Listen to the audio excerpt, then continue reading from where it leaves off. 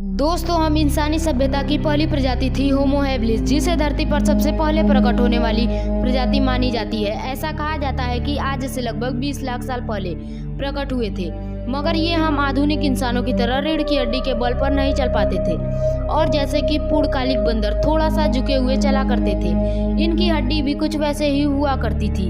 इसके अलावा इनके शरीर पर हर जगह बाल ही बाल हुआ करते थे, जैसे कि चिंपांजी और गोरिल्ला के शरीर में हुआ करते हैं। अब गोरिल्ला की प्रजाति से मिलते हुए घोड़तोलाज भी है, क्योंकि हम सभ्यता के वह पहले लोग थे जो धरती पर प्रकट हुए थे, क्योंकि यह चिंपांजी से हाल ही में अलग हुए थे, जिसके वजह से उनके गुण आना तो स्वाभाविक था। लेकिन 4 पैरों पर चलने वाले इस सभ्यता का संघर्ष ज्यादा दिनों तक नहीं चल पाया और शायद इतिहास में पहली बार अब हम लोग लाखों सालों से किसी छोटी इकाई पर बात करने वाले हैं, क्योंकि अब जो दौर आने वाला है उस दौर में अत्यंत आवश्यक बदलाव 1 मिलियन साल में नहीं हुआ, बल्कि 1 लाख साल में हो रहे थे।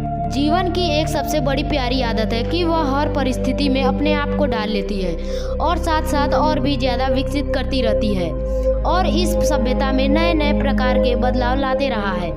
यही बदलाव उसी एक प्रजाति से बाकी प्रजाति को अलग कर देती है। इसी कारण गोरिल्ला, चिंपांजी और मनुष्य जैसी प्रजातियां अपने पूर्व सामूहिक प्रजातियों से अलग हुए थे।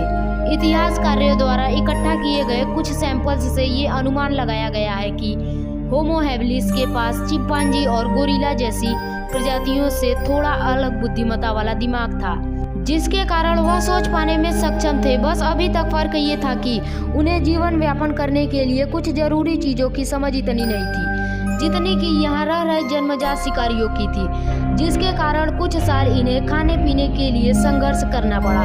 और जब उन्होंने प्रकृति के इस क्रूर नियम को जान लिया तो ये भी अपने बलबूते पर अपने जिद कायम करने के लिए लड़ने लगे।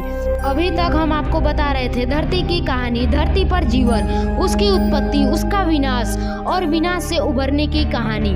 पर यह कहानी सिर्फ धरती की नहीं रही, क्योंकि इस कहानी ने एक नया मोड़ ले लिया और वह मोड़ है हम इंसानों का। यह कहानी अब एक गाथा का रूप ले चुकी है, जो मानव इतिहास से संबंधित सभी सवालों को और कभी ना पलटे हुए पन्नों के एक बार फिर से इस दुनिया के सामने प्रस्तुत करेंगे और बताएंगे कि आखिर कहां से शुरू होकर हम लोग आज इतनी बड़ी सभ्यता का मुकाम हासिल कर पाए हैं। सभी का स्वागत है इस नई यात्रा में। यह यात्रा भूतकाल से वर्तमान तक की घटनाओं और उपलब्धि से भरी हुई है। यह देखना दिलचस्प होगा कि कौन सी घटना हमारी इतिहासों को इतना प्रभावित करती है और कौन सी घटना हमारी वर्तमान को बदल कर रख दिया।